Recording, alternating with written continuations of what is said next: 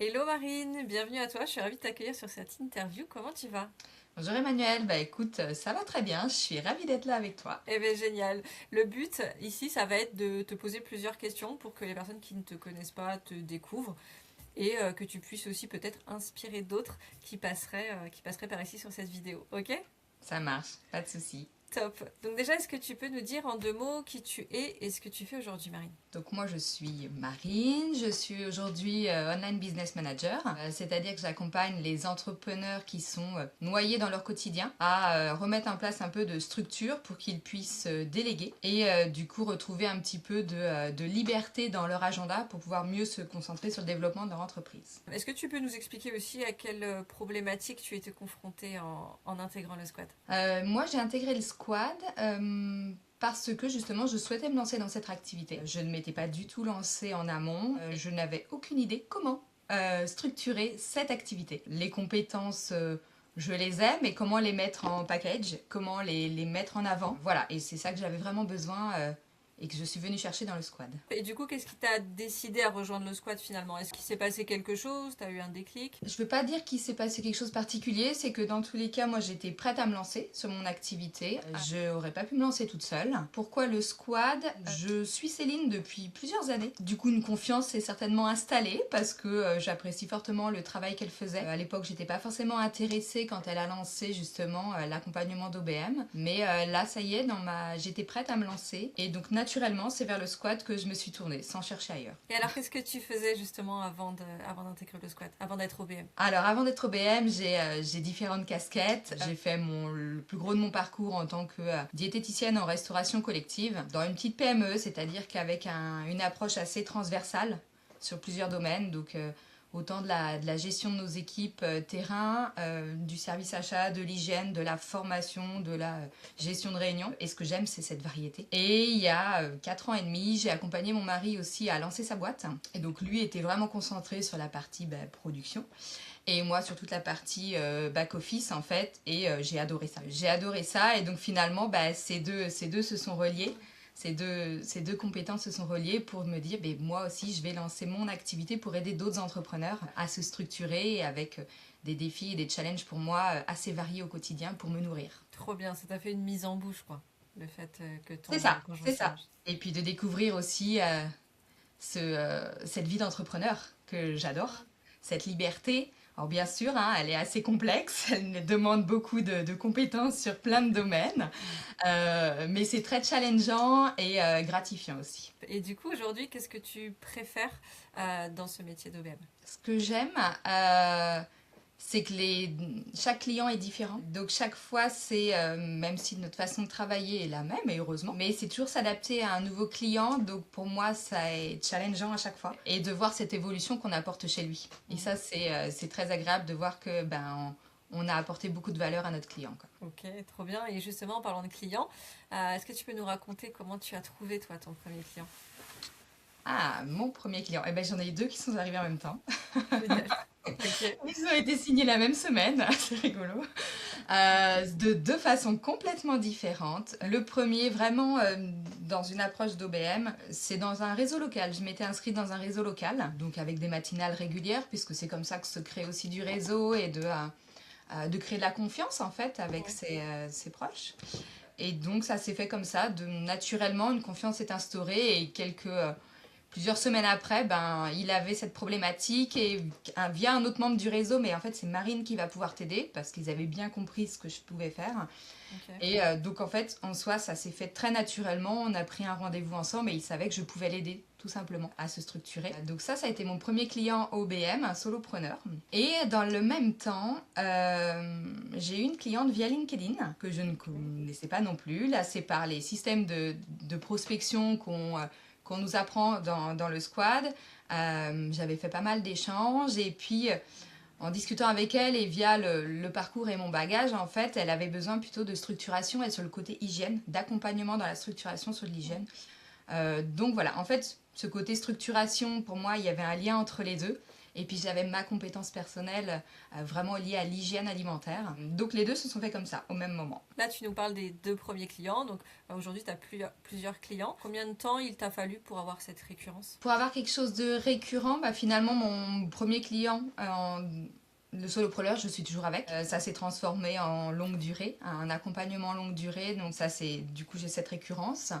Et là, en janvier, j'ai démarré sur une autre cliente en OBM. Et donc, on avance doucement. Donc ça, c'est une cliente qui, elle, a une équipe.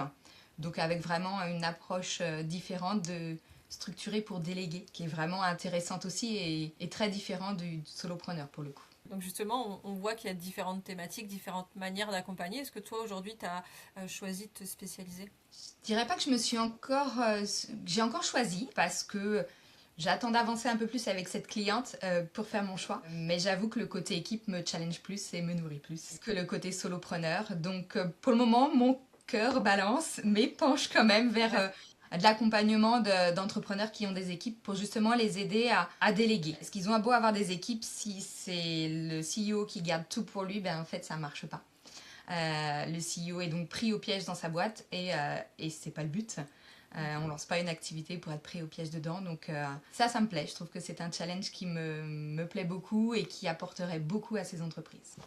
Et justement, pour que ça, ce soit un petit peu plus concret pour nous, est-ce que tu peux nous expliquer comment se déroule une journée ou une semaine type OBM?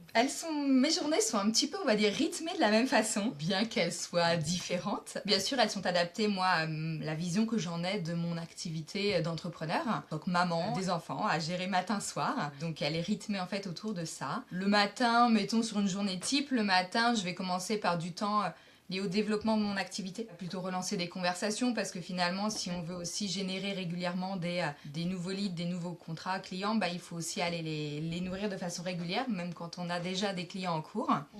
Donc je commence plutôt par ça. Après, si j'ai mes calls clients, je les place le matin. Préfère les placer le matin. Comme ça, en finissant le call, j'enchaîne direct sur le travail, ce que j'ai à faire avec eux. Dans ma tête, j'aime bien, c'est frais, c'est clôturé et je peux passer au dossier suivant. Voilà, et puis ça c'est pour le côté matin, après ça change, mais vu qu'il y a 2 clients, j'alterne. Oui. Et l'après-midi, c'est plutôt pareil, je le divise en 2 temps, mon temps d'après-midi. Première partie, c'est plus retour sur mon activité aussi. Étant dans le squad, c'est vrai qu'on a nos lives, etc. qui sont positionnés en début d'après-midi, donc ça nous donne un rythme qui est très bien pour le maintenir après. Donc soit c'est parce qu'il y a effectivement un live dans le squad, ou soit c'est moi qui vais me poser un créneau, peut-être, je sais pas, sur ma rédaction de post LinkedIn ou d'autres choses, en tout cas par rapport à mon activité à moi. Et puis quand ça c'est terminé, je reprends un temps pour un client. Je redéfinis un temps où là c'est du travail moi pour le client pour préparer justement le call de la semaine suivante, etc. Okay. Donc les journées sont à peu près rythmées comme ça. Et donc finalement la semaine se décompose comme ça. Je sais qu'il y a des moments qui sont plus par la matinale de mon réseau professionnel dans lequel je vais. Enfin voilà, ça se rythme comme ça. Et puis après le fin de semaine, dans l'idéal, j'arrive pas toujours à bien le caler, c'est de moi me poser et puis de voir, semaine prochaine, voilà, mes impératifs, mes choses à mettre en place pour démarrer dès le début de semaine beaucoup plus productive en fait. Ok, trop bien. Trop bien, ouais, tu fais une introspection et tu es toujours, comme ça, d'être en avant pour justement préparer ta semaine suivante et rester organisé comme ça. C'est ça, et le week-end, c'est off. Génial, tu fais bien de le dire. C'est pas toujours facile. Non, c'est bon, on déconnecte. Ok, top. Et du coup, Marine, quels sont tes prochains objectifs alors? Mes prochains objectifs, c'est plutôt d'arriver vraiment, moi, à mieux gérer mon système d'acquisition.